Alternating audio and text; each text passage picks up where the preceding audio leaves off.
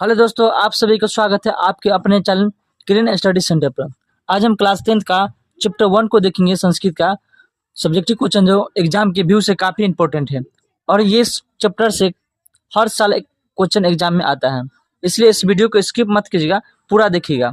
यहाँ पे देखिए पहला क्वेश्चन क्या है हमारा। पहला क्वेश्चन है सत्य का मुख किस पात्र से ढका है। इनसे क्या है उसका, सत्य का मुख हिरण्मय पात्र से ढका हुआ है। दूसरा देखिए क्वेश्चन क्या है, दूसरा नंबर क्वेश्चन है नदियाँ क्या छोड़कर समुद्र में मिलती है। तो आंसर क्या होगा, नदियाँ अपने नाम और रूप को छोड़कर समुद्र में मिलती है। इस प्रकार देखिए तीसरा नंबर क्वेश्चन क्या है हमारा। तीसरा नंबर क्वेश्चन है मंगलम पाठ के आधार पर सत्य की महत्ता पर प्रकाश डाले। इसका आंसर क्या होगा, क्या लिखिएगा, इसका आंसर लिखिएगा आप लोग। मंगलम पाठ में महर्षि वेदव्यास सत्य की महत्ता का वर्णन करते हुए कहते हैं कि हमेशा सत्य की जीत होती है, असत्य की नहीं। सत्य से ही देवलोक का रास्ता प्रशस्त होता है। ऋषिगण देवलोक को प्राप्त करने के लिए सत्य का ही मार्ग अपनाते हैं। ऐसे भी हम लोग सत्य जो विद्वान लोग कहते हैं, सत्य से ही हम लोग क्या कर सकते हैं, सत्य से ही हम लोग महान बन सकते हैं। अब देखिए क्वेश्चन चौथा नंबर क्वेश्चन क्या हमारा। चौथा नंबर क्वेश्चन है मंगलम पाठ के आधार पर आत्मा की विशेषता बतलाइए। इसका आंसर क्या लिखिएगा मंगलम पाठ में संकलित कंठोपनिषद के मंत्र में महर्षि वेदव्यास कहते हैं कि प्राणियों के हृदय रूपी गुफा में आत्मा बंद रहती है। क्या रहती है, प्राणियों के हृदय रूपी गुफा में आत्मा बंद रहती है। आत्मा सूक्ष्म से सूक्ष्म यानी छोटा से भी छोटा और महान से भी महान यानी बड़ा से भी बड़ा है। इस आत्मा को वश में नहीं किया जा सकता है। ये क्या है, आत्मा अमर होता है। और आप लोग इस चैप्टर का अगर हिंदी आप लोग चाहते हैं तो हम इसका वीडियो अपलोड कर चुके हैं पिछले वीडियो में, आप लोग उसको जरूर देख लीजिएगा ताकि आपको पूरा समझ में आ जाएगा। इस क्वेश्चन आंसर को आप लोग बहुत ईजी तरीके से आप लोग लिख सकते हैं और अपनी भाषा में भी लिख सकते हैं। यहाँ पे देखिए 5वां नंबर क्वेश्चन क्या है। 5वां नंबर क्वेश्चन है आत्मा का स्वरूप क्या है, यानी बोल रहा है आत्मा का स्वरूप क्या है। पठित पाठ के आधार पर स्पष्ट करें। जितना भी ये क्वेश्चन आपको बता रहे हैं सभी क्या है, एग्जाम में पूछा हुआ क्वेश्चन है और इसी टाइप से क्वेश्चन को पूछता है। आप लोग पूरा वीडियो को देखिएगा, स्किप मत कीजिएगा ताकि पूरा समझ में आपको आ जाएगा। अब बहुत ईजी तरीका से लिखें ताकि आप लोग भी समझ जाइएगा। तो क्वेश्चन हमारा आत्मा का स्वरूप क्या है, पठित पाठ के आधार पर स्पष्ट करना है। तो इसका आंसर क्या लिखिएगा कंठोपनिषद।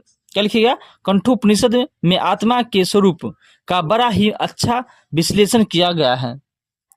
आत्मा मनुष्य की हृदय रूपी गुफा में अवस्थित है। यह अणु से भी सूक्ष्म और महान से भी महान है। इसका रहस्य समझने वाला सत्य की खोज करता है। यानी आत्मा के बारे में अच्छी तरीके से इसमें बताया गया है। इस चैप्टर में, इस चैप्टर के पहला श्लोक में आत्मा के बारे में कहा गया है। इस श्लोक में यानी कंठोपनिषद में इसका आत्मा के बारे में जो पहला 5 मंत्र है, इसमें मंगलम पाठ में इस पहला मंत्र में ही आत्मा के बारे में बताया गया है। बताया गया है कि मनुष्य की जो आत्मा होती है वो हृदय में सूक्ष्म यानी छोटा से भी छोटा और महान से भी महान रूप में स्थित है। जो मनुष्य के शरीर में उसमें आत्मा पहला ही चैप्टर का प्रथम श्लोक में ही बताया गया है। इस पर देखिए 6ठा नंबर क्वेश्चन इस प्रकार है। 6ठा नंबर देखिए क्वेश्चन है, 6ठा नंबर क्वेश्चन है महान लोग संसार रूपी सागर को कैसे पार करते हैं। यानी बोले हैं महान लोग संसार रूपी सागर को कैसे पार करते हैं। तो इसका आंसर किस प्रकार लिखिएगा श्वेत उपनिषद में ज्ञानी लोग और अज्ञानी लोग में अंतर स्पष्ट करते हुए महर्षि वेदव्यास कहते हैं कि ईश्वर ही प्रकाश का पुंज है यानी समूह है। ईश्वर ही क्या है, प्रकाश का समूह है। उन्हीं ही भव्य दर्शन से सारा संसार आलोकित होता है।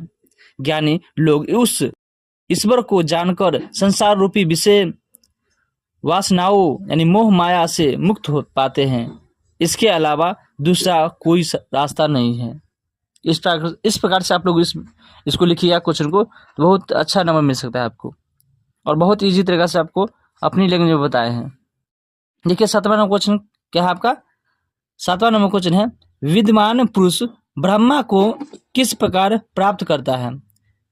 तो इनसे क्या लिखिएगा कंठो उपनिषद में महर्षि वेद व्यास का कहना है कि जिस प्रकार बहती हुई नदियां अपने नाम और रूप को छोड़कर यानी अर्थात व्यक्तित्व को त्याग कर समुद्र में मिल जाती है, उसी प्रकार महान पुरुष अपने नाम और रूप को त्याग कर ब्रह्मा यानी ईश्वर को प्राप्त कर लेता है। इस प्रकार से आप लिख सकते हैं। इस प्रकार देखिए 8वां नंबर क्वेश्चन क्या है?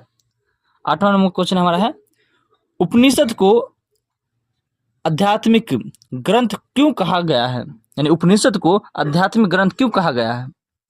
तो इनसे क्या लिखिएगा उपनिषद को आध्यात्मिक ग्रंथ कहा जाता है क्योंकि यह आत्मा और परमात्मा के संबंध के बारे में विस्तृत व्याख्या करता है। परमात्मा संपूर्ण संसार में शांति स्थापित करते हैं। सभी तपस्वियों का परम लक्ष्य परमात्मा को प्राप्त करना ही है। यानी जितना भी ऋषि मुनि होते हैं उनका लक्ष्य क्या होता है? परमात्मा को प्राप्त करने के लिए। इस पर देखिए 9वां नंबर क्वेश्चन और ये लास्ट क्वेश्चन है। यहाँ पे देखिए 9वां नंबर क्वेश्चन है, ये बहुत बार पूछा गया है। इस क्वेश्चन को जितना भी क्वेश्चन बताया है सभी इंपॉर्टेंस है, हर साल कोई ना कोई क्वेश्चन जरूर पूछा गया है। यहाँ पर देखिए 9वां नंबर क्वेश्चन क्या है हमारा, नदी और विद्वान से क्या समानता है? इनसे क्या लिखिएगा जिस प्रकार बहती हुई नदियां अपने नाम और रूप को त्याग कर समुद्र में मिल जाती है, उसी प्रकार विद्वान भी अपने नाम और रूप के प्रवाह किए बिना ईश्वर में मिल जाते हैं। इस प्रकार से आप लिख लीजिएगा इसका। इनसे आप लोग अगर चाहते हैं हर वीडियो का सलूशन और हर वीडियो का क्वेश्चन आंसर और ऑब्जेक्टिव भी आप लोगों को चाहिए तो आप लोग कमेंट में इसको लिखिएगा। वीडियो किस प्रकार लगा आपको, आप लोग कमेंट में अपना राय जरूर लिखिएगा। मिलते हैं नेक्स्ट वीडियो में। वीडियो को देखने के लिए आप सभी को धन्यवाद।